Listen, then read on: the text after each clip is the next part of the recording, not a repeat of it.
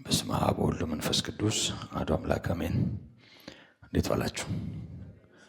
በምሕረት በጸጋው የደገፈን አምላካችን በጌታችን በኢየሱስ ክርስቶስ የተመሰገነ ይሁን። 2 ሳምንት ዘለናል። በእንግዶች ምክንያት ካቆምንበት በመቀጠል አንደኛ ጢሞቴዎስ ምዕራፍ 3 የመጨረሻውን አንቀጽ የምናይ ይሆናል። ምዕራፉን አነበዋለሁ። አጭር ጸሎት አድርገን ወደ መልእክቱ እናልፋለን። ማንም ኤጲስቆጶስነትን ቢፈልግ መልካምን ስራ ይመኛል የሚለው ቃል የታመነ ነው። እንግዲህ ኤጲስቆጶስ እንዲህ ሊሆን ይገባዋል። የማይነቀፍ የአንዲት ሚስት ባል፣ ልከኛ፣ ራሱን የሚገዛ፣ እንደሚገባው የሚሰራ፣ እንግዳ ተቀባይ፣ ለማስተማር የሚበቃ፣ የማይሰክር፣ የማይጨቃጨቅ፣ ነገር ግን ገር የሆነ፣ የማይከራከር፣ ገንዘብን የማይወድ፣ ልጆቹን በጭምትነት ሁሉ እየገዛ የራሱን ቤት በመልካም የሚያስተዳድር። ሰው ግን የራሱን ቤት እንዲያስተዳድር ባያውቅ የእግዚአብሔርን ቤተ ክርስቲያን እንዴት ይጠብቃታል? በትዕቢት ተነፍቶ በዲያብሎስ ፍርድ እንዳይወድቅ አዲስ ክርስቲያን አይሁን። በዲያብሎስ ነቀፋና ወጥመድም እንዳይወድቅ በውጭ ካሉት ሰዎች ደግሞ መልካም ምስክር ሊኖረው ይገባል። እንዲሁም ዲያቆናት ጭምቶች፣ በሁለት ቃል የማይናገሩ፣ ለብዙ ወይን ጠጅ የማይጎመጁ፣ ነውረኛ ረብ የማይወዱ፣ በንጹሕ ሕሊና የሃይማኖትን ምስጢር የሚይዙ ሊሆኑ ይገባቸዋል። እነዚህም ደግሞ አስቀድመው ይፈተኑ፣ ከዚያም በኋላ ያለ ነቀፋ ቢሆኑ በዲቁና ሥራ ያገልግሉ። እንዲሁም ሴቶች ጭምቶች፣ የማያሙ ልከኞች፣ በነገር ሁሉ የታመኑ ሊሆኑ ይገባቸዋል። ዲያቆናት ልጆቻቸውንና የራሳቸውን ቤቶች በመልካም እየገዙ እያንዳንዳቸው የአንዲት ሴት ባሎች ይሁኑ፣ በዲቁና ሥራ መልካም ያገልግሉ። ለራሳቸው ትልቅ ማዕረግና በክርስቶስ ኢየሱስ ባለው እምነት ብዙ ድፍረት ያገኛሉ። ፈጥኜ ወደ አንተ እንድመጣ ተስፋ አድርጌ ይህን እጽፍልሃለሁ። ብዘገይ ግን በእግዚአብሔር ማደሪያ ቤት መኖር እንዴት እንደሚገባ ታውቅ ዘንድ እጽፍልሃለሁ። ቤቱም የእውነት አምድና መሠረት የሕያው እግዚአብሔር ቤተ ክርስቲያን ነው። እግዚአብሔርንም የመምሰል ምስጢር ያለ ጥርጥር ታላቅ ነው። በሥጋ የተገለጠ፣ በመንፈስ የጸደቀ፣ ለመላእክት የታየ፣ በአሕዛብ የተሰበከ፣ በዓለም የታመነ፣ በክብር ያረገ ቅዱስ አባታችን እግዚአብሔር የሕይወታችን ጌታ፣ የነፍሳችን ጠባቂ፣ እረኛችን፣ በነገር ሁሉ የምትረዳን ልዑል ሆይ እናመሰግንሃለን። ስለረዳሃንም ስለምትረዳንም ስለምታስተምረን ዘወትር ለልባችን አንተ የምትናገር ሕያው አምላክ ስለሆንክ ቃልህን በሥልጣን ወደኛ ሕይወት ስለሚመጣ ስለሚሰራን፣ ስለሚገራን፣ ስለሚያበጀን የምትፈቅደውን አይነት የሕይወት መልክ በቃልህ በኩል ዛሬም በእኛ ሕይወት ስለምትሰራ ጌታ ሆይ እናከብረሃለን። አሁንም በነገር ሁሉ አስተምረን፣ የቃልህን ደጆች ክፈትልን። ድንዛዜ የሚሆኑ ማስተዋልን የሚይዙ የክፋት ኃይላት በአንድ ሰው ሕሊና እንኳ ተጽዕኖ ማድረግ እንዳይችሉ በኢየሱስ ስም የታሰሩ ይሁኑ። እግዚአብሔር ሆይ ስለ ሁሉም እናመሰግናለን፣ ስለምታስተምረንም እናከብራለን። በኢየሱስ ቅዱስና ሕያው ስም አሜን።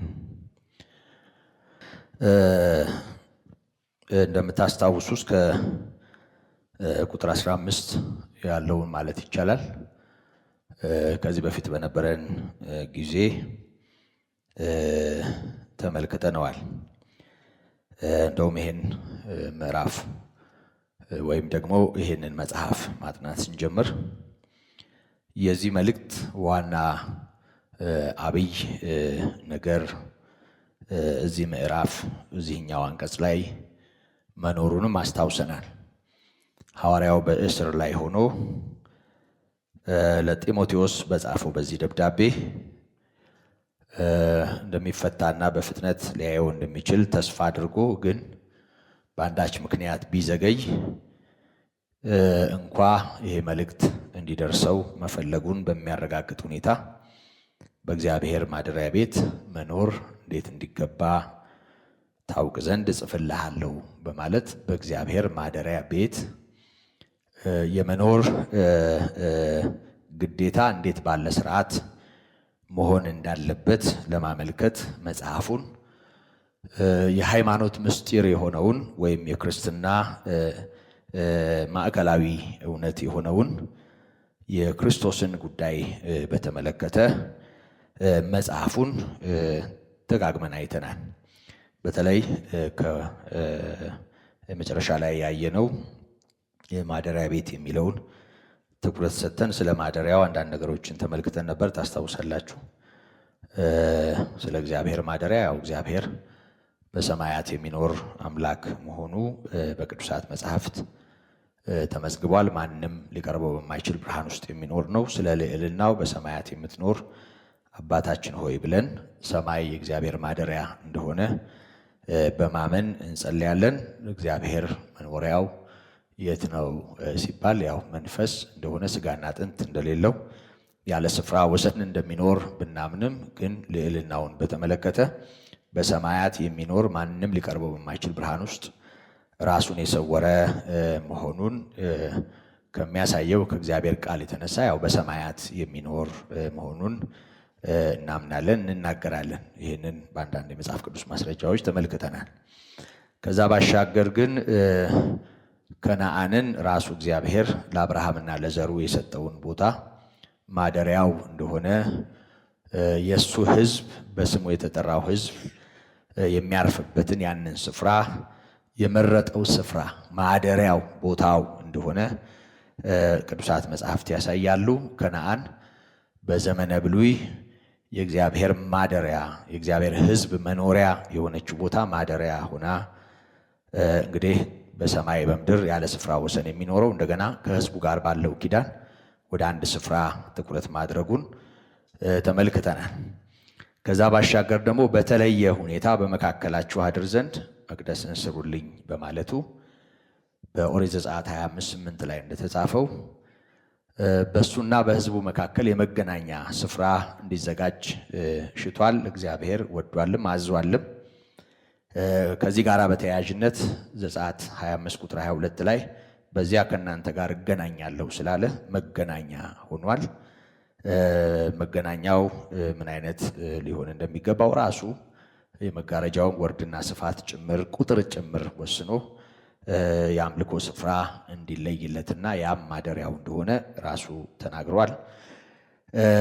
ስለዚህ በዚህ መሰረት የማደሪያው ድንኳን በኋላም ደግሞ በሰሎሞን አማካኝነት ቤተ መቅደስ ተሰራለት። መቅደሱ የእግዚአብሔር መኖሪያ ተብሎ የእግዚአብሔር ቤት ተብሎ ይጠራ እንደነበረ ተመልክተናል። አሁን ወደ አነበብነው መልእክት ስንመጣ ባለፈው እንዳየነው አሁንም በድጋሚ እንደምናየው በጥቅሉ ሦስቱም ቁጥር ስለ ቤተ ክርስቲያን ነው የሚናገረው። ስለ ቤተ ክርስቲያን ነው የሚናገረው። ቤተ ክርስቲያን ማን ናት? ቤተ ክርስቲያን በዚህም በሌሎችም ቅዱሳት መጻሕፍት የእግዚአብሔር ማደሪያ ተብላ ተጠርታለች። ማደሪያው ናት። አሁን በአዲስ ኪዳን የሰሎሞን ቤተ መቅደስ በይሁዳ በደቡብ የእስራኤል ግዛት ያለው የአምልኮ ስፍራ የሰማርያ ሰዎችና እነሱ የሚጣሉበት ቦታ አይደለም። ከነዓንም አይደለችም። እግዚአብሔር በስፍራና በቦታ የማይወሰንበት ኪዳን ውስጥ ነው ያለ ነው እና ለአብ እንዲህ ያለውን አምልኮ የምታመልኩበት ስግደትም የምሰግዱበት ዘመን ይመጣል፣ አሁንም ሆኗል። አብ እንዲህ አይነቱን አምልኮ ይሻልና በእውነትና በመንፈስ እንዲያመልኩት በማለት ዮሐንስ 4 ቁጥር 24 ላይ ጌታ ኢየሱስ ክርስቶስ ለሰማርያዊቷ ሴት እንደተናገረው እግዚአብሔር ያለ ስፍራ ወሰን ይኖራል። ግን ያለ ስፍራ ወሰንም ቢኖር በምድር ላይ ልክ ያኔ ልዑል የሆነው በሰማይ ይኖራል፣ እንደገናም በከነዓን እንደገናም በድንኳን የተባለለት አምላክ በሐዲስ ኪዳን ልክ በዚሁ አይነት ሁኔታ በተለየ ማደሪያው የምትሆን መኖሪያው የምትሆን ማንነት እንዳለችው ይናገራል። እሷም ደግሞ ቤተክርስቲያን ናት እና ቤተክርስቲያን የእግዚአብሔር ማደሪያ ተብላለች። ቤተክርስቲያን ጉባኤ እንደሆነች በስሙ የተዋጁ በደሙ የታጠቡ ቅዱሳን ኅብረት እንደሆነች በተደጋጋሚ ስላየን ብዙ ወደ ኋላ መመለስ አያስፈልገኝም። ቤተክርስቲያን የቅዱሳን ኅብረት ናት። ስለዚህ ማደሪያው ቤተክርስቲያን ናት። እቺ ቤተክርስቲያን ሌላ ስያሜ ያላት የክርስቶስ አካል ተብላ ተጠርታለች። እቺ የክርስቶስ አካል የእውነት አምድና መሰረት ተብላለች እና አምዷ አምድ ማለት ምሰሶ ማለት ነው። ያው መሰረትም ለብዙዎቻችን ግድ ነው። ቤተክርስቲያን በእውነት የጌታ የሆኑ የእውነትና የእውነት አምድና መሰረት በመባል ክርስቶስን ማዕከል ባደረገ ሕይወት የሚጠሩ ቅዱሳን ናቸው ልበል። ቅዱሳን ነን። አንዳንዴ ያው ቋንቋው አርቆ መናገር ተለምዷልና እሱ እየመጣ ነው። ለማንኛውም የክርስቶስ አካል ናት። በሶስተኛ ደረጃ ያው ቤተክርስቲያን የክርስቶስ ሙሽራ ናት። በጥቅሉ ባለፈው በተመለከትነው በእነዚህ ሁለቱ ቁጥሮች ውስጥ አንድ የተሰመረበት ነጥብ አለ። ቤቱን በተመለከተ ማደሪያው እንደሆነች የእውነት አምድና መሰረት እንደሆነች በዚች የእውነት አምድና መሰረት በሆነች በእሱ ማደሪያ እንዴት መኖር እንደሚገባው እንዲያውቅ እያስገነዘበው እንደሆነ አይተናል እና ይህችም ደግሞ ቤተክርስቲያን ናት። ቤተክርስቲያን ባለቤቷም ጭምር ተጠቁሟል። የሕያው እግዚአብሔር ቤተክርስቲያን ይላታል እና የእሱ ማደሪያ የክርስቶስ አካል ሙሽራይቱ ናት። የእውነት አምድና መሰረት የሕያው እግዚአብሔር ቤተክርስቲያን ናት እና ቤተክርስቲያን ያው በተለመደው ቋንቋ የማንም አይደለችም፣ የጌታ ብቻ ናት። ቤተክርስቲያን የቅዱሳንም አይደለችም፣ ያሉም ሆኑ የሞቱ ወይም በሕይወት አሁን በምድር ላይ የሌሉ ቅዱሳንም የሰማዕታትም የመላእክትም አይደለችም።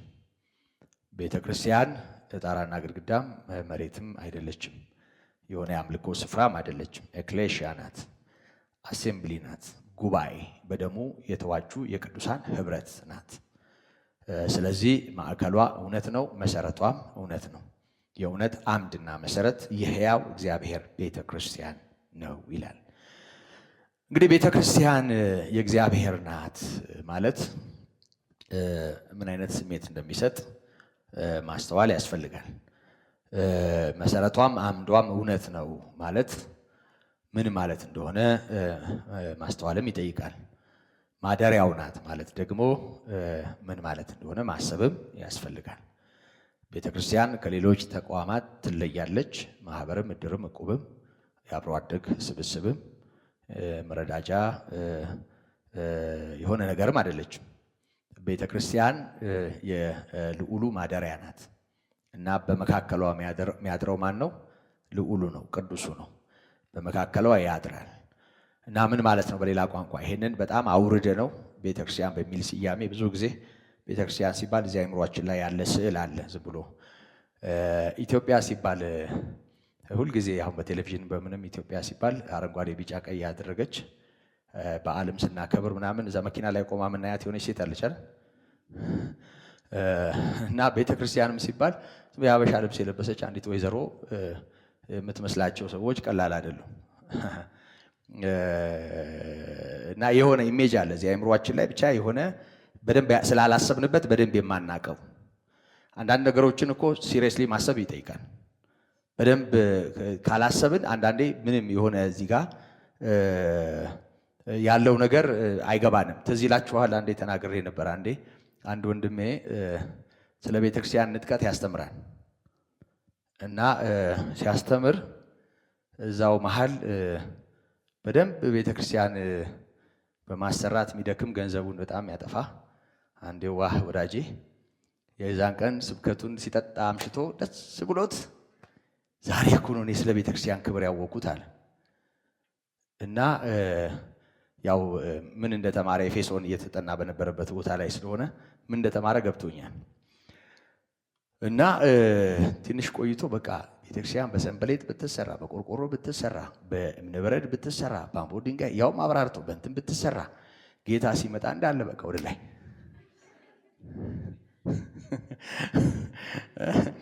በኤፌሳር ይሁን በሲኖትራክ ይሁን በምን እንደሚያመላልሰው ይሄ ሁሉ ቆርቆሮና ቁራቅንቦ አላውቅም። እና እግዚአብሔር በቃ እሱ ያሰራቸውን ፌሮና እንትን ወደ ላይ ሲያጓጉዝ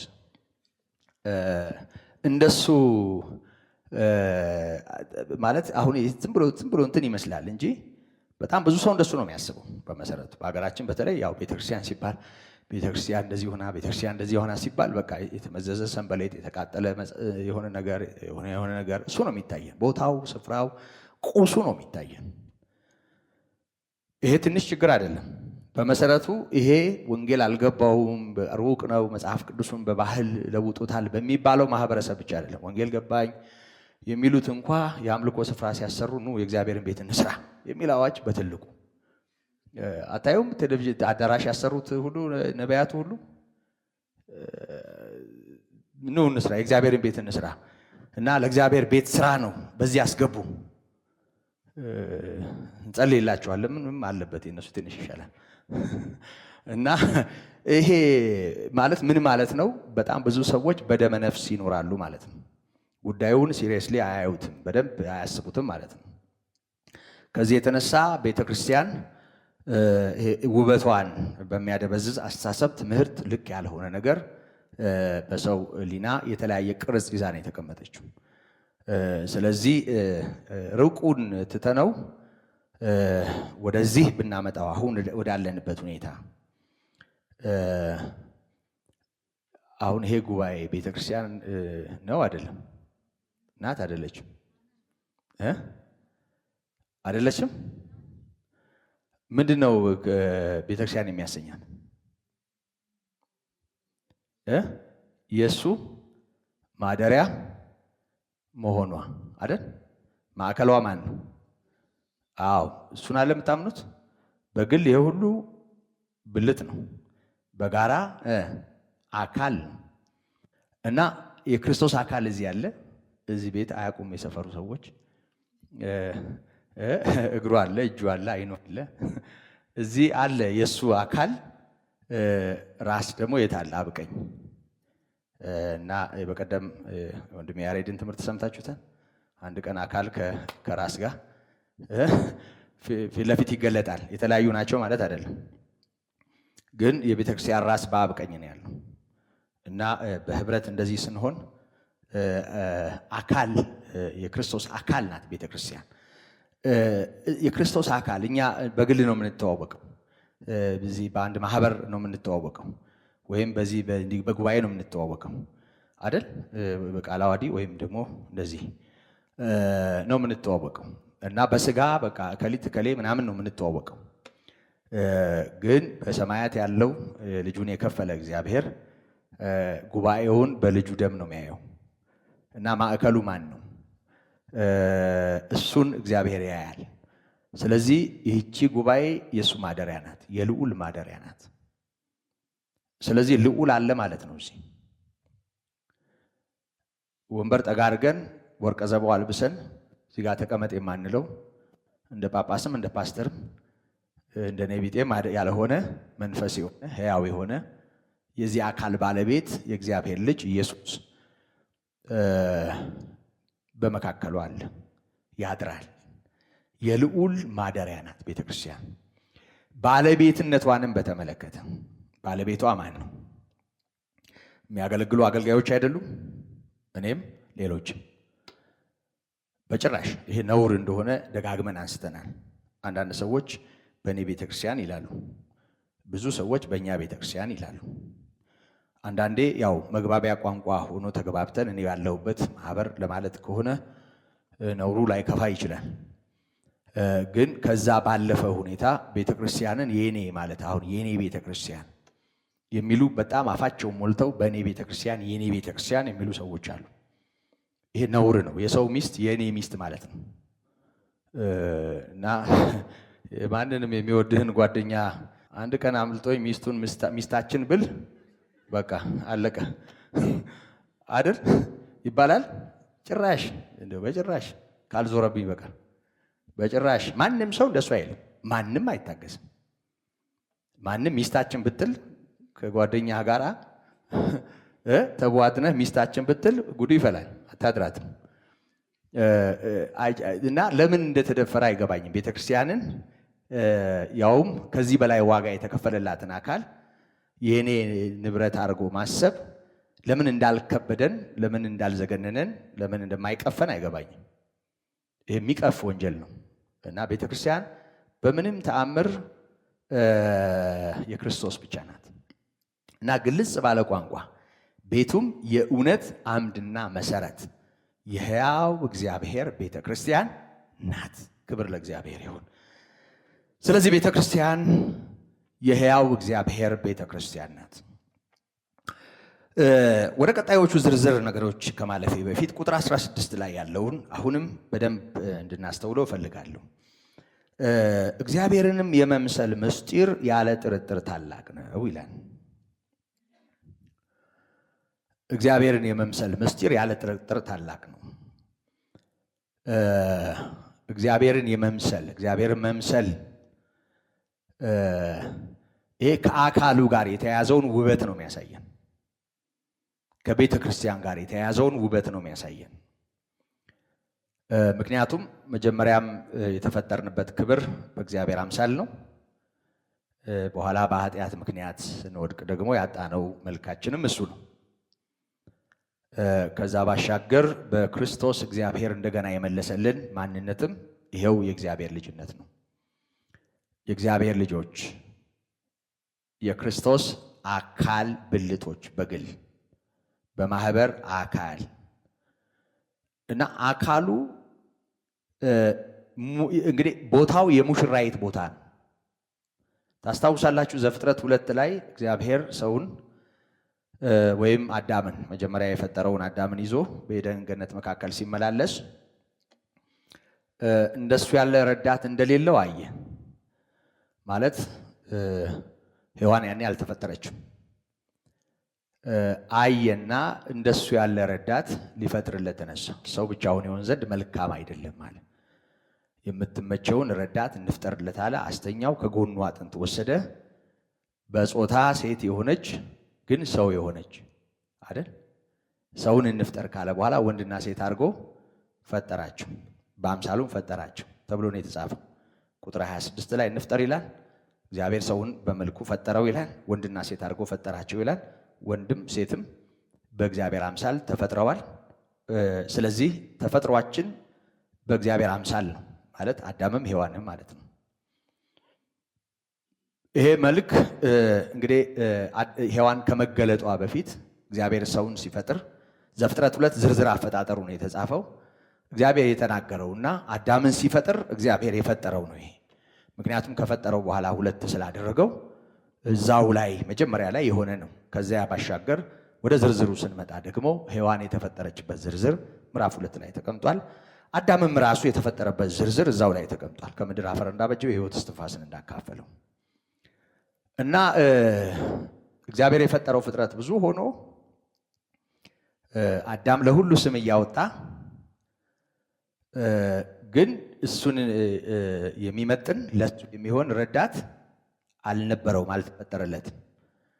ስለዚህ ጦጣና ዝንጀሮ፣ ውሻ የፈለገ በጣም ተወዳጅ የቤት እንስሳ እንኳ ቢሆን ውሻ ሊመጥነው የማይችል እጅግ ክቡር ነው ሰው። ግልጽ ነው አይደል? አዎ እጅግ ክቡር ነው። ስለዚህ እግዚአብሔር ወደ ሔዋን ያመጣት ወደ አዳም ያመጣት በአዳም መጠን የሆነችዋን ሰው የሆነችዋን ሔዋንን ነው። የክርስቶስ ሙሽራይት ቤተ ክርስቲያን ናት። ቤተ ክርስቲያን የክርስቶስ ሙሽራይት የሚለውን ስፍራ ለማግኘት እንግዲህ በሌላ ቋንቋ የሔዋንን ቦታ የመያዝ ያህል ማለት ነው። ብቸኛው በምድር ላይ በክርስቶስና በቤተ ክርስቲያን መካከል ያለውን ግንኙነት የሚወክል ምሳሌ ያው ብዙ ጊዜ እንደምናነሳው ኤፌሶን 5 ላይ እንደተጻፈው የባልና የሚስት ምሳሌ ነው። ስለዚህ ሙሽራይት በደሙ እያጌጠች ነውርና ነቀፋ የሆነው ነገር በሕያው መንፈሱ በቃሉ ጉልበት እየጠራ ውበቷ ለሰርግ ቀን እንደተዘጋጀች ሙሽራ እየተዋበች መምጣት አለባት። ይሄ መዋብ በመንፈስ ቅዱስ በቃሉ እንዲህ የመንጻቱ የመዋቡ ስነ ስርዓት ለመቼ ነው የሚሆነው? ለሙሽራዋ መምጣት ማለት ነው። ስለዚህ ቃሉን እግዚአብሔር ሲሰጥ፣ መንፈሱን እግዚአብሔር ሲሰጥ ቤተክርስቲያንን እንዲህ ባለ ሁኔታ ሲያርቅ፣ ሲያስተምር፣ ሲያጠራ ዋናው ምክንያቱ ምንድን ነው? መልኳ ያ ውበቷ ለሙሽራው የሚመጥነው ማንነቷ እንዲመጣ ነው። እና እግዚአብሔርን መምሰል የሚለው ቋንቋ እሱ በእሷ ስለሚያድር አካሉ ስለሆነች መቼም የራሱ አካል ከራሱ ጋር ያለውን የአንድ አካል አይነት ግንኙነት ወይም ደግሞ በአንድ አካል ላይ እንዳለ ልዩ ልዩ የሰውነት ክፍል ያለውን ቦታ ነው የሚያሳየን። ስለዚህ ራሷ ክርስቶስ ነው፣ አካሉ ናት። ይቺ አካሉ የሆነችው የእውነት አምድና መሰረት ናት፣ የሕያው እግዚአብሔርም ናት። ስለዚህ እውነት በውስጧ አለ። እውነት አምዷም ነው መሰረቷም ነው። እውነት ደግሞ ክርስቶስ ነው። ከዛ ባሻገር ውሸት፣ አመፃ፣ እርኩሰት፣ በደል ምናምን የሚባለው ነገር እንዲኖርባት አይጠበቅም። ከቃሉ ጋር ያነጻታል። የራሱ እንድትሆን ሁልጊዜ ይሰራል ጌታ። አሁንም እኮ እሱን ነው እየሰራ ያለው። ዝም ብላችሁ የግላችሁ አርጋችሁ እንዳታስቡ። ድካማችሁንም የግላችሁ መንጻታችሁንም የግላችሁ ብቻ አርጋችሁ አታስቡ። ያንዳንዱ በክርስቶስ የሆነ እዚህ ተሰብስቦ የእግዚአብሔር ምሕረት ሽቶ በእግዚአብሔር ፊት ራሱን የሚሰጥ ጌታን በቃሉ ሸለፈት እያስወገደ እየገረዘ እያስተካከለ የሚያጠራው ሰው ለግሉ ብቻ እየጠራ እንዳለ እንዳያስብ። ጌታ ለቀጠረው ቀን ሙሽራው ለሚመጣበትም ጊዜ የሚሆን የማስዋብ ስራ ነው እግዚአብሔር በመንፈሱ በቃሉ እየሰራ ያለው። የእግዚአብሔር ቃል እሱን ያደርጋል አይደል? ደጋግመን እንዳነሳ ነው። በተለይ ቲቶ 3 የሚዘነጋ አይደለም። አስቀድመን እርስ በርሳችን የምንጣላ የምንጠላላ ለልዩ ልዩ ተድላ እንደ ባሪያዎች የምንገዛ ነበር። የእግዚአብሔር ቸርነት ሰውን መውደዱ በተገለጠ ጊዜ ለአዲስ ልደት በሚሆን መታጠብ በመንፈስ ቅዱስም መታደስ አዳንን እንጂ በፊት ስለነበረው ስለ ራሳችን ስራ አይደለም ይላል። ስለዚህ ለአዲስ ልደት በሚሆን መታጠብ ያጥባል። ቃሉ ንጹህ ውሃ ነው። እዛ ዕብራውያን 10 ላይ ታስታውሱታላችሁ። ከቁጥር 18 ጀምሮ በአዲስና በሕያው መንገድ ወደ እግዚአብሔር መንግስት እንድንገባ ድፍረት ስላለን በእግዚአብሔር ቤት ላይ የሆነ ሊቀ ካህናት ስላለን በእምነት እንቅረብ ባለበት ክፍል እንግዲህ ልባችንን በጥሩ ውሃ ተረጭተን በተረዳንበት እምነት በቅን ልብ እንቅረብ ነው የሚለው እና ልብን የሚያጠራ ውሃ መቼም ቀሳውስት የሚረጩት ሊሆን አይችልም። እሱ ፊት ላይ ነው የሚሆነው። እዚህ ውስጥ የሚገባው ውሃ ይሄ ገላችን የምንታጠብበት ሊሆን አይችልም። እዚህ ያለውን የሚያጠራ ውስጥ ድረስ የሚገባ ውሃ የእግዚአብሔር ቃል ነው። ስለዚህ አሁን ጸበል እየረጨው ነው እግዚአብሔር በእኔ በኩል ይህንን እያደረገ ወደ ውስጥ የሚገባ ውሃ የሰውን ውስጥ የሚለውጥ ሸለፈት የሚቆርጥ ውስጥን የሚያጠራ ንጹህ ውሃ እግዚአብሔር እየረጨ ነው። ይሄ ንጹህ ውሃ የእግዚአብሔር ቃል ነው እና በቃሉ ያነጻል። ከቃሉ ጋር አንጽቶ ንጽሕት ያለ ፊት መጨማደድ ያለ ነውር ያለ ነቀፋ ሆና እንድትገኝ እግዚአብሔር ይሰራል። ስለዚህ እግዚአብሔርን የመምሰል ምስጢር ያለ ጥርጥር ታላቅ ነው የሚለው ቃል ቤተ ክርስቲያን በእውነት ላይ ከመቆሟ ጋር የተያያዘ መሰረቷ እውነት ነው። አምዷ እውነት ነው። በእውነት ነው የምንኖረው። በእውነት ነው ጌታን የምናመልከው። ከቃሉ ያገኘነው እውነት ነው። የምንኖረው ህይወት ውሸት መሆን የለበትም። አርቲፊሻል መሆን የለበትም። በማስመሰል መሞላት የለበትም። ለሰው መሆን የለበትም። ምክንያቱም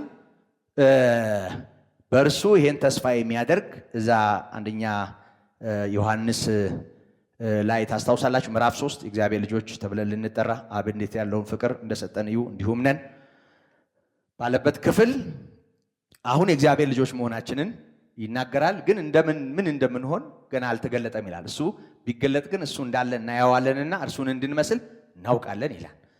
ይሄን ካለ በኋላ አንቀጹን ሲያገባድድ በእርሱ ይህን ተስፋ የሚያደርግ ራሱን ያነጻል።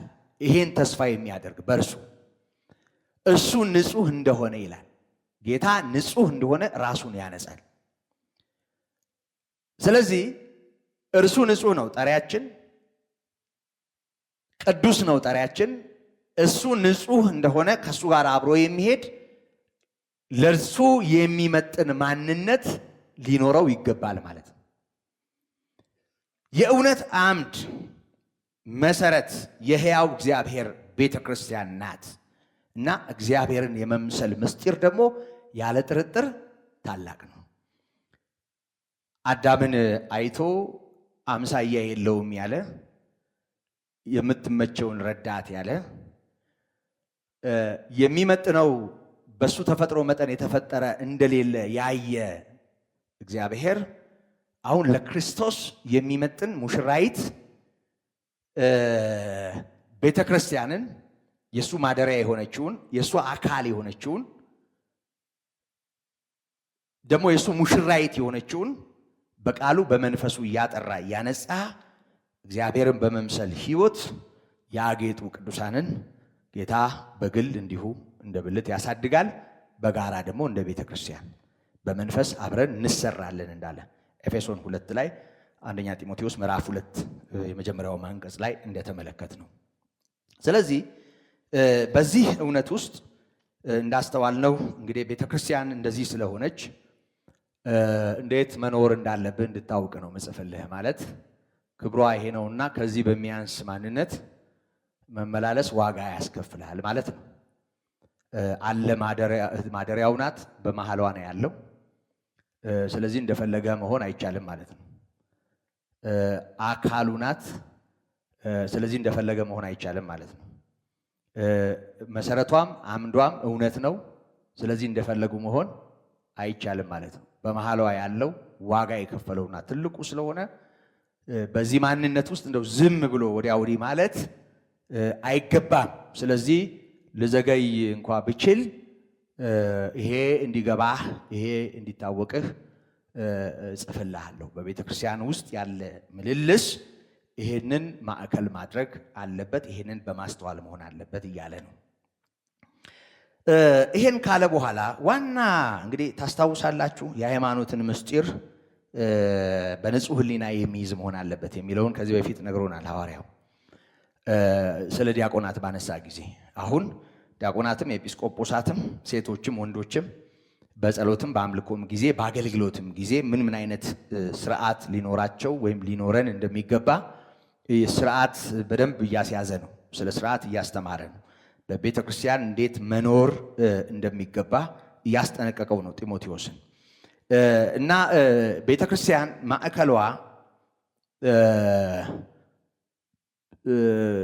ማዕከሏ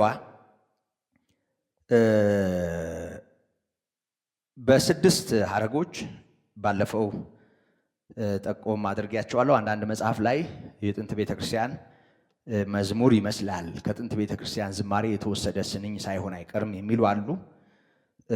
እንግዲህ በዛን ዘመን የነበረችው ቤተ ክርስቲያን ክርስቶስን ማዕከል አድርጋ የምትዘምረው ዝማሬ ይመስላል እንደማለት ነው። ስድስት መስመሮች አሉ።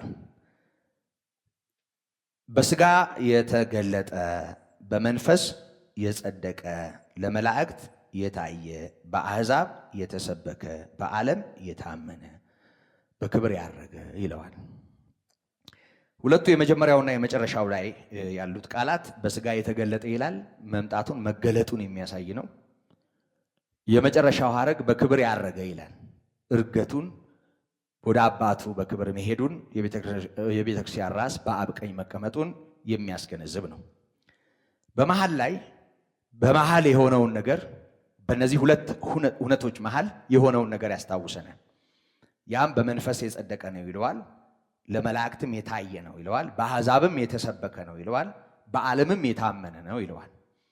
ይሄ ስጋን ገንዘብ ያደረገውና ሰው የሆነው ኢየሱስ እንግዲህ ቤተክርስቲያን የምትመስለው፣ ቤተክርስቲያን የምትጠብቀው፣ ቤተክርስቲያን ይመጣል ይወስደኛል ብላ የምትናፍቀው በክብር ያረገው ማን እንደሆነ ተስፋዋ፣ ራሷ፣ ባለቤቷ ማን እንደሆነ በዝርዝር የሚያሳይ ነው። እግዚአብሔርን የመምሰል ምስጢር ያለ ጥርጥር ታላቅ ነው የሚለው ቤተክርስቲያን የክርስቶስ አካል ለመሆኗ በሚያረጋግጥ ሁኔታ ቅድም እንዳልኩት በቃሉ በትምህርቱ እየጠራች እየጸዳች ሙሽራዋን ወደ መምሰል የምታድግበት የሚጠብቃትን ክብር በተመለከተ የምትኖረው ኑሮ ነው የሚያሳየው። ያንን ማዕከል አድርጋ ይሄ ማን ነው? እሱ ማን ነው? ቤተክርስቲያን ተስፋ የምታደርገው እና በክብር ያደረገው ስጋን ገንዘብ ያደረገው ማን ነው ለሚለው እንግዲህ እሱን የመምሰል ወደሱ የማደግ ወደሱ የመወሰድ የሱ አካል እንደመሆኑ መጠን ለዛ ወደሚመጥን ክብር የመግባት ጥሪ ነውና የቤተ ክርስቲያን ሕይወት ጥሪ ይሄንን በዝርዝር ይናገራል። የመጀመሪያው ነጥብ በስጋ የተገለጠ የሚል ነው። በስጋ የተገለጠ የሚል ነው። በስጋ የተገለጠ የሚለው ኃይለ ቃል መቼም ብዙ ጊዜ በተደጋጋሚ ስለምንለው ያው ወንጌል በተሰበከበት ሁሉ ሁሌም የማይረሳ ክርስቶስን በተመለከተ የምንሰብከውም የምንዘምረውም የምንናገረውም ስለሆነ ለሁላችንም እንግዳ ባይሆንም ከዚህ ጋር በተያያዥነት የቤተክርስቲያንን ሕይወት የሚፈትን ብዙ የስተት ትምህርቶችን በጊዜው ስለነበሩ ከዛ ጋር ተያይዞ ጌታ በስጋ ተገልጧል የሚለውን እንደ ቃሉ ማየት ተገቢ ነው። አሁን እንትና ይሄን ይላሉ ከሚለው በፊት ማለት ነው። ስለዚህ ማን ነው ይሄ ቤተክርስቲያን የእሱ ናት የተባለለት ቤተክርስቲያን የምትባል አካል እንድትኖረው ዋጋ የከፈለው በስጋ የተገለጠው ነው እያለን ያለው በስጋ ተገልጧል። ይሄንን ወደ ኋላ መለስ ብለና አንዳንድ ጥቅሶችን እናስታውሳለን። በዮሐንስ ወንጌል ምዕራፍ 1 ከቁጥር 1 ጀምሮ እስከ 4 ያለው ቃል የእሱን ማንነት ፍንትው አድርጎ በግልጽ የሚያሳይ ነው። በስጋ የተገለጠው በስጋ ተገለጠ የሚለው ቃል መጀመሪያ የተሰወረ እንደነበረ ያልታየ ወይም የማይታይ እንደነበረ የሚያሳይ ነው። መገለጡ ከስጋ ጋር ተያያዘ። ወደዚህ ዓለም ከመምጣቱ በሚታይ አካል ከመምጣቱ ጋር ተገለጠ። በስጋ አማካኝነት በስጋ ምክንያት ታየ።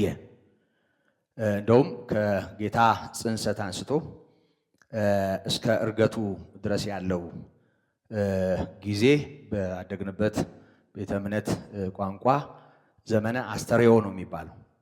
የመገለጥ ጊዜ፣ የመታየት ጊዜ። አስተርእዮ ተቀልብሶ ሌላ ሰፈር ገባ እንጂ አስተርእዮ ማለት መገለጥ ማለት ነው። የማይታየው መታየቱን፣ የተሰወረው መገለጡን ነው የሚያሳየው እና በስጋ ተገለጠ፣ ታየ፣ ነበረ፣ የነበረ ነው ማለት ነው ቋንቋው። እንዴት እንደነበረ፣ የት እንደነበረ፣ ማን እንደነበረ ይነግረናል። ቁጥር 1 በመጀመሪያ ቃል ነበር፣ ቃል ነበር። አሁንም ይደግማል፣ ቃልም በእግዚአብሔር ዘንድ ነበር። በእግዚአብሔር ዘንድ ከእግዚአብሔር ጋር ማለት ነው ቋንቋው። በእግዚአብሔር ዘንድ ነበረ። ራሱ ደግሞ በተለየ አካሉ እግዚአብሔር ነበር። ሲገለጥ ሰው ሆነ፣ የሰው ልጅ ተብሎ ተጠራ። ከመገለጡ በፊት ማን ነው እሱ? ቃል። የት የነበረ? በእግዚአብሔር ዘንድ። መቼ? ከመጀመሪያው።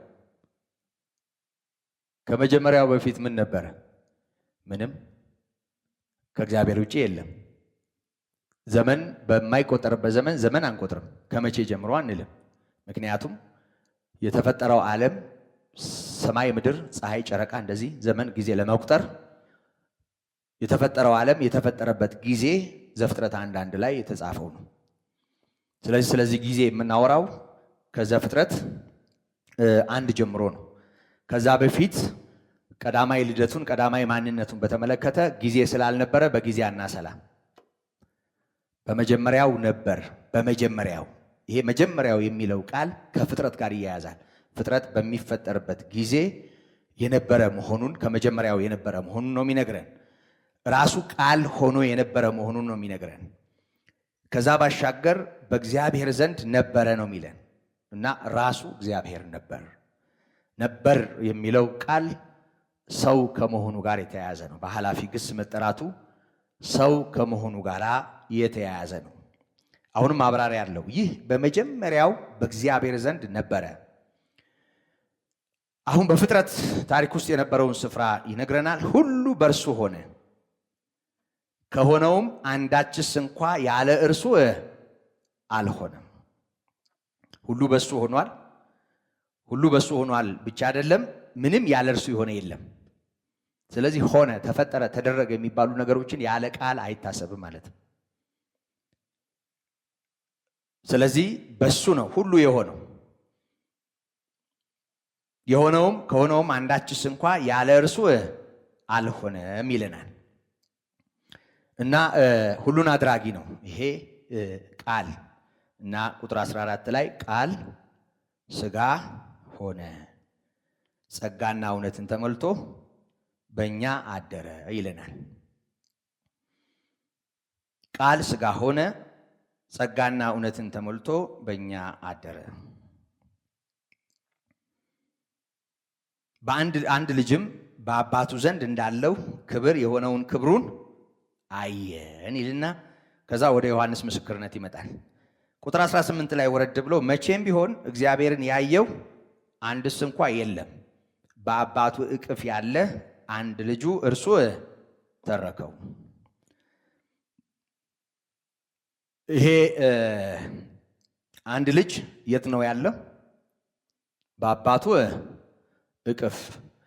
ልጅነቱን በተመለከተ በአባቱ እቅፍ የነበረ አይደለም ያለው፣ ወደ አባቱ እቅፍ የሚሄድም አይደለም ያለው እና በአባቱ እቅፍ ያለ እና ልጅነቱና ከልጅነት ጋር የተያያዘው ይሄ መለኮታዊ ማንነቱን በተመለከተ ጌታ ሰውም ሆኖ ጌታ መሆኑን አምላክ መሆኑን በአባቱ እቅፍ መሆኑን ምንም ሰው ሆኖ በስጋ እኛን ለማዳን ቢገለጥም ግን በህልውናው በክብሩና በማንነቱ በአብ ዘንድ ያለ የከበረ መሆኑን ያሳየናል።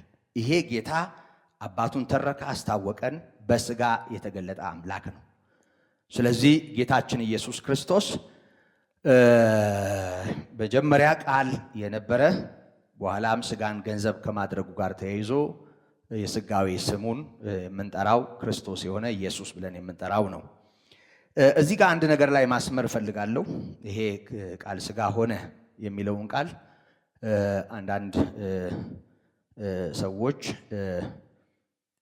ስጋን ገንዘብ አደረገ፣ ይሄ የወደቀን አካል የራሱ አደረገ ብሎ መናገር የከበዳቸው ስጋን ከሰው ነሳ ወይም ወሰደ የሚል ትምህርት አልዋጥላቸው እያለ ራሱ ቃል ስጋ ሆነ የሚለውን ቃል በመለወጥ ስጋ የሆነ ማለትም ከሰው ጋር ምንም ህብረት ያላደረገ ወደ ድንግል ማርያም ማህፀን የገባው ከሰው ገንዘብ ያደረገው የወሰደው የነሳው አካል እንደሌለ ልክ አንዳንድ ጊዜ ከወንድ ዘር ከሴትም እንዲሁ እንቁላል በመውሰድ በሆነ ቦታ ላይ ወይም በሆነ እንደሚያድግ እሱን እንደገና ወደ ማህፀን በማስገባት መውለድ የማይችሉ እንዲወልዱ እንደሚደረግ እንዲሁ ልክ እንደ ኢንኩቤተር ወይም ደግሞ እንዲሁ በሷ የተለወጠ አካል እንዳደረ አድርገው የሚናገሩ አሉ። እዚች ቃል ላይ ብቻ በተመሰረተ መልእክት ለዚህ እንደገና እንደ ተጨማሪ ማብራሪያ የሚያነሱት ዕብራውያን ምዕራፍ 10 ላይ በእርግጥ የተነገረው መባ የሚቃጠለው መስዋዕት እግዚአብሔርን ደስ እንዳላሰኘው ነው። ነገር ግን ስጋን አዘጋጀህልኝ ይላል እና የተዘጋጀ ስጋ የሚለውን ቃል በመለወጥ ስጋ ሆኖ እንደሆነ ይናገራሉ። ግን ቃል ስጋ ሆነ ማብራሪያ የለውም ወይ? መጽሐፍ ቅዱስ ቃል ሥጋ የሆነበትን አግባብ በዝርዝር አይነግረንም ወይ? ጌታ ኢየሱስ ክርስቶስ ሰው ከሆነ በኋላ የሰው ልጅ የተባለበት አግባብ ከሰው ጋር ምንም አያገናኘውም ወይ? ይሄንን በደንብ ማየት ስለሚያስፈልግ ከሌሎች የመጽሐፍ ቅዱስ ሐሳቦች ጋር ይሄንን በደንብ ማየት ተገቢ ነው። ዕብራውያን ምዕራፍ 10 ይሄ ስለ ልዩ ልዩ መስዋዕቶች ነው በእርግጥ የሚናገረው። ቁጥር 5 ላይ ምን ይላል? ከመዝሙር 39 ከ6 ከ8 ካለው የተወሰደ ነው። መስዋዕትንና መባን አልወደድክም ይላል፣ ስጋን ግን አዘጋጀህልኝ ይላል። ስጋን ግን አዘጋጀህልኝ፣ በሙሉ በሚቃጠል መስዋዕትና ስለ ኃጢአት በሚሰዋ መስዋዕት ደስ አላለህም። በዚያን ጊዜ እነሆ በመጽሐፍ ጥቅልል ስለ እኔ እንደተጻፈ አምላኬ ሆይ ፈቃድህን ላደርግ መጥቻለሁ። ይሄ አምላኬ ብሎ እግዚአብሔርን የጠራ በስጋዌው ወይም ሰው የሆነ አካል ገንዘብ ከማድረጉ ጋር ተያይዞ እግዚአብሔርን አምላኬ ብሎ የጠራ የወልድ ቃል ነው።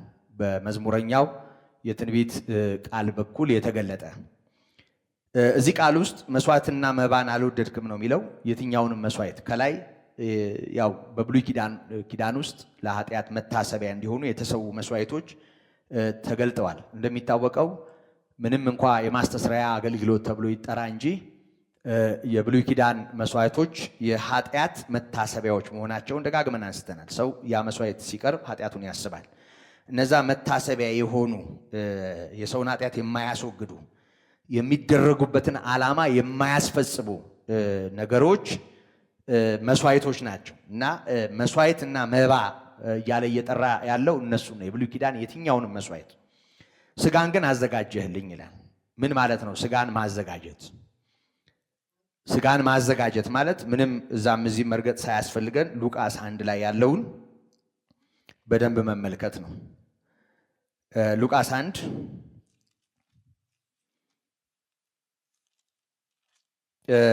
ወደ ድንግል ማርያም የመጣውን ብስራት እናስታውሳለን። በጣም የለመድነው ቃል ነው። ቁጥር 32 ላይ እንደዚህ የሚል ቃል እናያለን። በብስራቱ ውስጥ ትጸንሻለሽ፣ ወንድ ልጅም ትወልጃለሽ፣ ስሙንም ኢየሱስ ትይዋለሽ ይላል ቁጥር 31 ላይ። ከዛ ቁጥር 32 ላይ እርሱ ታላቅ ይሆናል፣ የልዑልም ልጅ ይባላል፣ ጌታ አምላክም የአባቱን የዳዊትን ዙፋን ይሰጠዋል። ዳዊት አባቱ ነው እያለ ነው። የአባቱን የዳዊትን ዙፋን ይሰጠዋል። በያዕቆብም ቤት ላይ ለዘላለም ይነግሳል፣ ለመንግስቱም መጨረሻ የለውም። ይሄ የዳዊት ልጅ መሆኑን በስጋ ከዳዊት ዘር መወለዱን የሚጠቁም ነው። የዳዊት ልጅ የሚያሰኘው ስጋዊው ነው፣ ሰውነቱ ነው። እንዴት ይሆናል የሚል ሙግት ተሟገተች አይደል? መልአኩን ወንድ ስለማላውቅ ይህ እንዴት ይሆናል አለችው። መልአኩም መልሶ እንዲህ አላት፣ መንፈስ ቅዱስ በአንቺ ላይ ይመጣል፣ የልዑልም ኃይል ይጸልልሻል። ስለዚህ ደግሞ ከአንቺ የሚወለደው ቅዱሱ የእግዚአብሔር ልጅ ይባላል። አሁን ከእሷ ይወለዳል። የሚወለደው አሁን እዚህ ጋር ካለው ንግግር የምንረዳው ቅዱሱ የእግዚአብሔር ልጅ እንደሚባል ነው። ከላይ የዳዊት ልጅ ነው። ጌታ አምላክም የአባቱን የዳዊትን ዙፋን ይሰጠዋል። ከዳዊት ዘር መወለዱን ነው የሚያሳየን። መንፈስ ቅዱስ ወደ አንቺ ይመጣል፣ የልዑልም ኃይል ይጸልልሻል። መጽለል፣ መጋረድ፣ መለየት፣ ማጥለል የሚል ትርጉም አለው። ጸለለ፣ ጋረደ፣ ለየ፣ ከለለ የሚል ትርጉም ነው ያለው። ማየት ትችላላችሁ። የአለቃ ኪዳነ ወልድ ክፍሌን መዝገበ ቃላት ምን ማለት ነው? በሌላ ቋንቋ እንዴት ይሆናል የሚለውን ጥያቄ ተከትሎ መንፈስ ቅዱስ በአንቺ ላይ ይመጣል፣ የልዑልም ኃይል ይጸልልሻል። ስለዚህ ከአንቺ የሚወለደው ከዚህ መጽለል የተነሳ ከዚህ መለየት የተነሳ ከዚህ ማጥራት የተነሳ ከዚህ መቀደስ የተነሳ ቅዱሱ የእግዚአብሔር ልጅ ይባላል። ስለዚህ መንፈስ ቅዱስ ይሄን ስራ ሰርቷል። ከዚህ የተነሳ ጌታ ወይም ደግሞ ቃል ሥጋ ሲሆን ስጋ የሆነበት አግባብ መንፈስ ቅዱስ ገንዘብ የሚያደርገውን አካል እንግዲህ ምንድነው በተፈጥሮ ስርዓት ውስጥ ያው በመናውቀው የተፈጥሮ ስርዓት መቼም ሰው ከሁለት የሚወስደው ማንነት አለ አይደል? ከእናት እና ከአባት የሚወስደው ማንነት አለ። ያው በግርድፉ ከወንድ ዘር ከሴቲቱ እንቁላል አይደል? እነዚህ ሁለቱ ናቸው አንድን ሰው ሆኖ እንዲጸነስ በማህፀን እንዲያድግ እንዲወለድ የሚያደርጉ። እንግዲህ ቃል ነው ስጋ የሆነው፣ ከላይ የመጣው ቃል ነው። የሴቲቷን ማንነት በተመለከተ ሴቲቱ ግን አለች። እንደውም ታስታውሱ እንደሆነ ዘፍጥረት 3ን እባቡን በተናገረበት ጊዜ ባንተና በሴቲቱ በዘርህና በዘሯ መካከል የሚል ቃል ተናግሯል። የሴቲቱ ዘር ብሎ ወንዱን በማስቀረት ከሴቲቱ ማንነት ጋር የተያያዘ ዘር እንደሆነ የእባቡን አናት የሚቀጠቅጠው መናገሩ ከሴት ሊነሳ ወይም ሊወሰድ ወይም ደግሞ ከሴት አንድ ሰው እንዲሆን ሊዋጣ የሚችለው ማንነት በክርስቶስ ስጋዊ ውስጥ ነበር ማለት ነው። ይሄንን በሌሎች የመጽሐፍ ቅዱስ ክፍል ደግመን ማብራራት እንችላለን። በተለይ በጣም ደጋግመን አይተነዋል። ዕብራውያን ምዕራፍ 2 ከቁጥር 11 ጀምሮ እስከ ቁጥር 18 ያለውን ማየት እንችላለን። አንደኛ ግልጽ ባለ ቋንቋ የአብርሃምን ዘር ወይም የሰውን ዘር ገንዘብ ማድረጉን ይነግረናል። መካፈሉን ይነግረናል። ተካፈለ ነው የሚለው። በስጋና በደም እንዲሁ ተካፈለ። ቃል ተለውጦ በመለወጥ አይደለም ስጋ የሆነው ወይም ደግሞ ሌላ ማንነት አይደለም የያዘው፣ ከሰው ጋር ነው የተዋሃደው ወይም ደግሞ የሰውን አካል ነው ገንዘብ ያደረገው ቃል። ቁጥር 11 ላይ እንደዚህ ይላል፣ የሚቀድሰውና የሚቀደሱት ከአንድ ናቸውና። ቀዳሹ እሱ ነው፣ የምንቀደሰው የሰው ልጆች ነን። ከአንድ ናቸው የሚለው ቃል በታች ተብራርቷል። የአብርሃምን ዘር ከመያዙ እኛን ወንድሞቼ ብሎ ሊጠራ ወደሚችልበት ማንነቱ ከመምጣቱ በስጋና በደም ከመካፈሉ ጋር ተያይዟል፣ ግልጽ ባለ ቋንቋ። ስለዚህ የሚቀድሰውና የሚቀደሱት ሁሉ ከአንድ ናቸው። ስለዚህም ምክንያት ከአንድ ከመሆናቸው ጋር ተያይዞ ስምህን ለወንድሞቼ እነግራቸዋለሁ፣ በማህበርም መካከል በዜማ አመሰግንሃለሁ፣ ደግሞም እኔ በእርሱ እታመናለሁ። እነሆኝ እኔን እግዚአብሔር የሰጠኝም ልጆች ሲል ወንድሞቼ ብሎ ሊጠራቸው አያፍርም። ቀጠለና እነዚህ ወንድሞቹ እነማን ናቸው? ስጋና ደም ያላቸው እኛ ማለት ነን፣ በጊዜው ደቀ መዛሙርት። ልጆቹ በስጋና በደም ስለሚካፈሉ እርሱ ደግሞ በሞት ላይ ስልጣን ያለውን በሞቱ እንዲሽር፣ በሞት ላይ ስልጣን ያለውን በሞቱ ለመሻር፣ በሞት ላይ ስልጣን ያለው ይኸውም ዲያብሎስ ነው ይላል። በሕይወታቸው ሁሉ ስለ ሞት ፍርሃት በባርነት ይታሰሩ የነበሩትን ሁሉ ነፃ እንዲያወጣ በስጋና በደም እንዲሁ ተካፈለ። በስጋና በደም ተካፈለ። የአብርሃምን ዘር ይዟል እንጂ የያዘው የመላእክትን አይደለም። ዘር የሚለው ቃል ፍጹም ሰው እንደሆነ ከሰው የነሳው አካል፣ ከድንግል ማርያም የነሳው አካል ከሰው ጋር አንድ የሆነበት አንድ መስመር ላይ የገባበት ታላቅ ነገር መኖሩን የሚያረጋግጥ ነው። ስለዚህ የሕዝብን ኃጢአት ለማስተስረይ ለእግዚአብሔር በሆነው ነገር ሁሉ የሚምርና የታመነ ሊቀ ካህናት እንዲሆን በነገር ሁሉ ወንድሞቹ ሊመስል ተገባው። ስለዚህ በነገር ሁሉ እኛን መስሏል፣ ከኃጢአት በቀር። ስለዚህ በስጋና በደም ተካፍሏል። ቀዳሹ እርሱ ከምንቀደሰው ከኛ ጋር ከአንድ ሆኗል። የአብርሃምን ዘር ይዟል። እነዚህ ቃላት ጌታ በስጋ መገለጡን ስጋ ገንዘብ ማድረጉን የአብርሃም ዘር ፍጹም ሰው መሆኑን የሚያረጋግጥ ነው። እንደውም ራሱን የሰው ልጅ ብሎ ጠርቷል። ከዛም ባሻገር ደግሞ በሌሎቹም የሰው ልጅ እየተባለ ተነግሮለታል። ይሄ የሰው ልጅ የሆነው ቀድሞ ቃል የነበረው በእግዚአብሔር ዘንድ የነበረው ራሱም እግዚአብሔር የሆነው ጸጋና እውነትን ተሞልቶ በእኛ ያደረው ቃል ነው። ቃል ሥጋ ሆነ ጸጋና እውነትን ተሞልቶ በእኛ አደረ ሲል ራሱ ተቀይሯል፣ ወደ ሥጋነት ተለውጧል ማለት አይደለም። ወደ ሥጋነት ተለውጧል ማለት ከኛ ጋር ምንም አይነት ህብረት የለውም ማለት ነው። ምንም አይነት ሌላ ማንነት ነው ማለት ነው። ስለዚህ ፍጹም ሰው ሆኗል ማለት አንችልም። ይሄ በደንብ ነው መስተዋል ያለበት። ከዚህ በፊት ዮሐንስ መልእክትን በተመለከትንበት ጊዜ ከዚህ ጋር የተያያዙ የስተት ትምህርቶችን አስታውሰን ነበር። ወደዛ ከመሄዴ በፊት ከዚሁ ጋር በተያያዥነት ዮሐንስ በአንደኛ መልእክቱ ምዕራፍ 4 ላይ የመጀመሪያው አንቀጽ ላይ የክርስቶስን ሥጋ መቃወም፣ ሥጋን ገንዘብ ማድረግ መቃወም፣ በሥጋ መገለጥ መቃወም ምን አይነት አደገኛ ስህተት እንደሆነ የገለጠበትን አንቀጽ ላንብበው። እንደዚህ ይላል፣ ወዳጆች ሆይ መንፈስን ሁሉ አትመኑ፣ ነገር ግን መናፍስት ከእግዚአብሔር ሆነው እንደሆነ መርምሩ፣ ብዙዎች ሐሰተኞች ነቢያት ወደ ዓለም መጥተዋልና። የእግዚአብሔርን መንፈስ በዚህ ታውቁታላችሁ፣ ኢየሱስ ክርስቶስ በሥጋ እንደመጣ የሚታመን መንፈስ ሁሉ ከእግዚአብሔር ነው።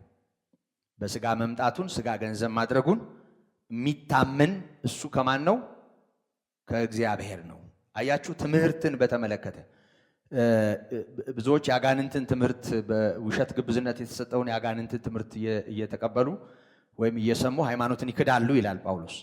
እና የአጋንንት ትምህርት ሲባል መቼም ሰይጣን ራሱ ትምህርት ቤት ከፍቶ ወይም ቀጥታ የሚናገረው ነገር ኖሮ አይደለም። እና አጋንንታዊ የሆኑ የመጽሐፍ ቅዱስን እውነት የሚጋፉ የሚቃወሙ ትምህርቶች መኖራቸውን የሚያሳይ ነው። ስለዚህ ከዚህ የተነሳ ክርስቶስ በሥጋ እንደመጣ የማይታመን መንፈስ ከእግዚአብሔር አይደለም። ስለዚህ የግድ መንፈስ የሆኑ መናፍስት የሆኑ የሚለፈልፉ የሚቀባጥሩ የሆነ ከመንፈሳዊ ዓለም ጋር የተያያዘ የሆነ ነገር ብቻ አርጋችሁ እንዳታስቡ። አሁን ከሐሰተኛ ነቢያት ሐሰተኛ ትንቢት ጋር የተያያዘ ብቻ እሱ ነው የምናስበው። ሐሰተኛ መንፈስ ምናምን ስንል ከልሳን ጋር ከትንቢት ጋር ምናምን ተያይዞ ሰይጣን በክርስትና ውስጥ በስውር አሾልኮ ያስገባቸውን ትክክል ያልሆኑ ግርግሮች ነው አይምሯችን የሚያስበው። ግን ትምህርቶችም አሉት። እነዚህ ከስተት አሰራሮች፣ አጋንንታዊ ነገሮች ትምህርታዊ መገለጫዎችም እንዳሉት ያሳየናል። እና ኢየሱስ ክርስቶስ በሥጋ እንደመጣ የማይታመን መንፈስ ሁሉ ከእግዚአብሔር አይደለም። እና ምንድን ነው ይሄ? የክርስቶስ ተቃዋሚው መንፈስ ነው። እንደውም እኛ ነን ከዛ በኋላ ታሪክ አጥንተን እነ ሴሬንቲያን ያመጡት ዶሴቲዝም ምናምንዝም እያል ከምናውቃቸው የስተት አስተማሪዎችና የታሪክ ባለድርሻዎች ጋር ማለት በእነዚህ ልክ ያልሆኑ ትምህርቶች ከሚታወቁ ማንነቶች ጋር የምናያይዘው እኛ ነን። እንደው ግልጽ ባለመልኩ አያያዝም እንደዚህ አይጠናም እንደዚህ አይታይም እያልኩ አይደለም። እሱንም የምናስታውስበት ጊዜ አለ። ግን ትምህርቱ ዝም ብሎ የሆነ የቤተ እምነት ፍልስፍና አስተሳሰብ ወይም የተለየ አቋም በክርስቶስ ጉዳይ ላይ የተለየ አተያይ ሳይሆን ትክክለኛውን የክርስቶስን ሕይወትና መልክ መጽሐፍ ቅዱስ ላይ የተገለጠውን መልክ የሚቃወም የትኛውም ትምህርት ሰይጣናዊ ነው። ይሄ በደንብ ነው መስተዋል መቻል ያለበት። ይህም የክርስቶስ ተቃዋሚው መንፈስ ነው። ይህም እንዲመጣ ሰምታችኋል፣ አሁንም እንኳ በዓለም አለ። ልጆች ሆይ እናንተ ከእግዚአብሔር ናችሁ አሸንፋችሁትማል ይላል። በዓለም ካለው ይልቅ በእናንተ ያለው ታላቅ ነው ይላል። እግዚአብሔር ይመስገን። እና ኢየሱስ በሥጋ መጣ የሚለው ትምህርት፣ ቃል ሥጋ ሆነ የሚለው ትምህርት ቃል በሥጋ መገለጡን አምላክ በሥጋ መገለጡን የሚያሳይ ነው። በሌላ ቋንቋ ምን ማለት ነው? በምድር ላይ እንደኛ እየተራመደ እየታየ እየተዳሰሰ እየተነካ የተንቀሳቀሰው ክርስቶስ የሆነው ኢየሱስ የእግዚአብሔር ልጅ ነው። የእግዚአብሔር ልጅ ነው ስንል ደግሞ እኛ የእግዚአብሔር ልጆች በሆንበት አይነት ጸጋ ልክ እንደኔና እንደናንተ በእግዚአብሔር ምሕረት ወደዛ ያደገ ሳይሆን ልክ እኛ የእግዚአብሔር ልጆች በሆንበት አግባብ የእግዚአብሔር ልጅ የሆነ ሳይሆን እሱ አስቀድሞም በአብ እቅፍ ያለ በአባቱ እቅፍ ያለ የእግዚአብሔር ልጅ ነው። በስጋ የተገለጠ የእግዚአብሔር ልጅ ነው። እሱ ጌታ ነው፣ አምላክ ነው። ይሄ መረሳት የለበትም እና ይህንን በደንብ ማስተዋልና መረዳት ማመን አስፈላጊ ነው። የክርስቶስ ተቃዋሚው መንፈስ ነው። ይህም እንዲመጣ ሰምታችኋል፣ አሁንም እንኳ በዓለም አለ ይላል እና ያኔም ነበር ማለት ነው። አሁንም አለ እንዲህ አይነቱ ነገር እና የክርስቶስ ተቃዋሚው መንፈስ በየዘመናቱ የተለያየ መልክና ቅርጽ የያዘ በምድር ላይ ይሰራል እና ኢየሱስ በስጋ የተገለጠ አምላክ ነው። ምን ማለት ነው? በሌላ ቋንቋ የእውነት አምድና መሰረት የሕያው እግዚአብሔር ቤተ ክርስቲያን በመካከሏ ያለው የእምነቷ ዋና ምስጢር ዋና ነገር አምላክ በስጋ መገለጡ ነው ማለት ነው። ይሄንን እውነት የሚቃወም ክርስቲያንም የሚል መስፈርት አያሟላም። ትክክለኛ ስያሜውና መጠሪያው መናፍቅም አይደለም። እንደው መናፍቅ እኮ ምን ማለት እንደሆነ ታውቃላችሁ አይደል? መናፍቅ እኮ ተጠራጣሪ ማለት ነው። ምን ነው ሳቃችሁ? አሁን በምታውቁት ይሄ ዝም ብሎ በሚቀባጠረው እሱን ተውት። አሁን እዛ ባሉት እኛ ነን፣ እዚህ ባለ ነው እነሱ ናቸው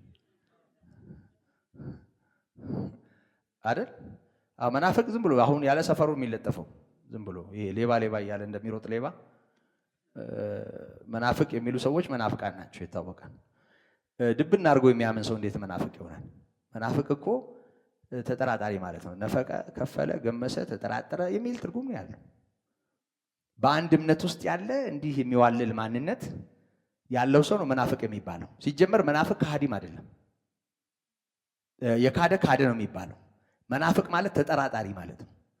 በአንድ እምነት ውስጥ ማለት ክርስቲያን ነኝ ብሎ ለምሳሌ ኢየሱስ በስጋ መምጣቱን ቢጠራጠር እና እያመነ ግን በቃ እንዲህ ብዥ ቢልበት ተጠራጣሪ ነው እሱ፣ ተጠራጣሪ ነው እሱ። ይሄንን የሚቃወም ቢሆን ደግሞ የክርስቶስ ተቃዋሚ፣ እውነቱን ቢጋፋ የክርስቶስ ተቃዋሚ ነው። አሁን ባለንበት ዘመን ድብና አድርገን ኢየሱስ የእግዚአብሔር ልጅ መሆኑን፣ ጌታ መሆኑን፣ አዳኝ መሆኑን፣ ሕይወት መሆኑን ያመን ሰዎች ነን መናፍቃን። እና ትዝ ይላችኋል አለቃ ገብረሃና እንዴ ተረት አልፎ አልፎ ጥሩ አይደል? አለቃ ገብረሃና አንዱ ሰደባቸው አሉ እና አህያ ብሎ ሰድቧቸው ዶሲ ተሸክመው ለክስ ወደ ሰፈር ሲሄዱ አንድ ሰው ያገኛቸዋል እና አለቃ ወዴት ይሄዳሉ አላቸው አሉ። ስም ተላውጦ ላስመልስ ነው አሉ አሉ።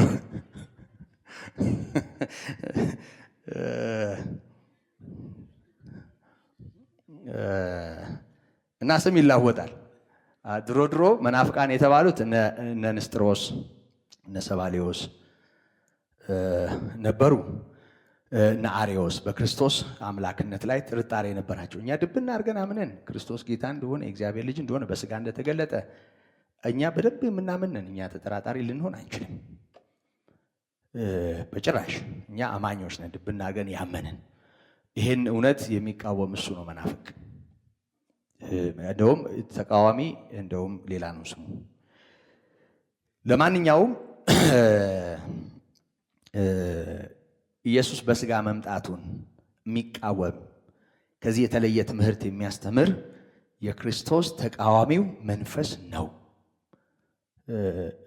እያለ ያለው ምን ማለት ነው? ያ ሰይጣን ነው ማለት ነው ባጭሩ። እና በስጋ ጌታ ኢየሱስ ተገልጧል።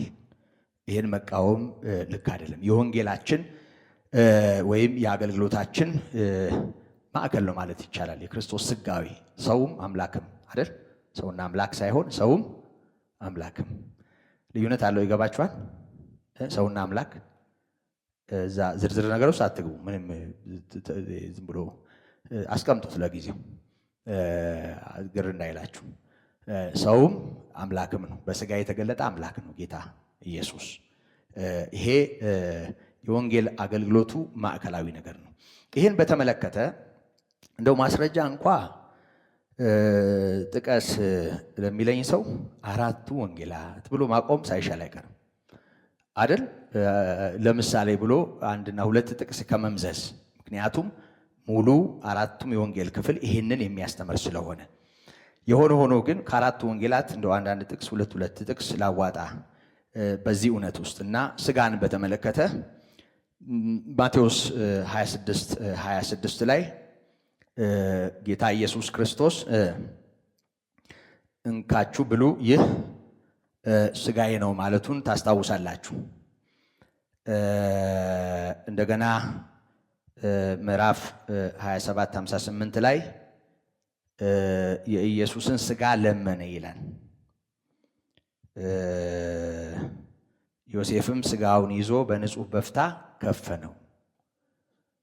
ስጋ ኢየሱስ በስጋ ተገልጧል። ስጋ ያለው ስጋ ገንዘብ ያደረገ ነው። ማርቆስም ያዟቸው ጥቅሶቹን ብቻ ያው ስጋ በሚለው ቃል የተጠቆሙ ቃላትን ነው ያነሳሁት። በስጋ የተገለጠ መሆኑን መቼም መዘንጋት የለበትም። ቃልም ደግሞ ተለውጦ ሳይሆን ቃል ስጋን ገንዘብ አድርጎ የሰው አካል ገንዘብ አድርጎ ነው።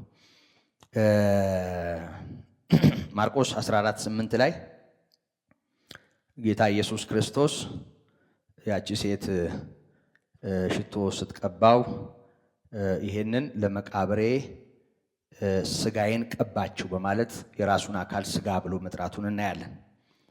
ከዛ ባሻገር ዮሴፍና ኒቆዲሞስ የጌታን ስጋ ለምነዋል። እዚሁ ማርቆስ 14:43 ላይ የኢየሱስን ስጋ ለመነው ይላል። የኢየሱስ ስጋ ተብሎ ተጠርቷል።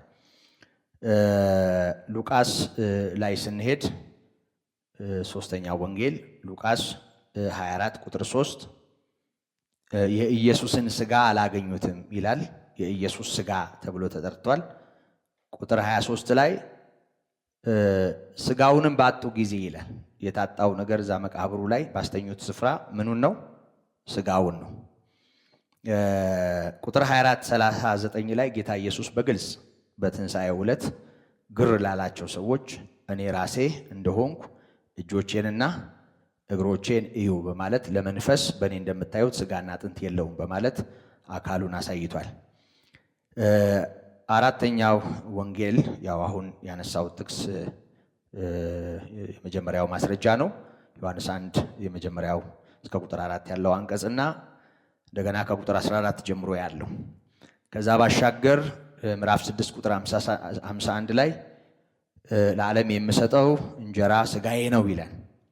ራሱ መብል አድርጎ እንደሰጠን ይነግረናል። ስጋዬን የሚበላ ደሜን የሚጠጣ የዘላለም ሕይወት አለው ይላል።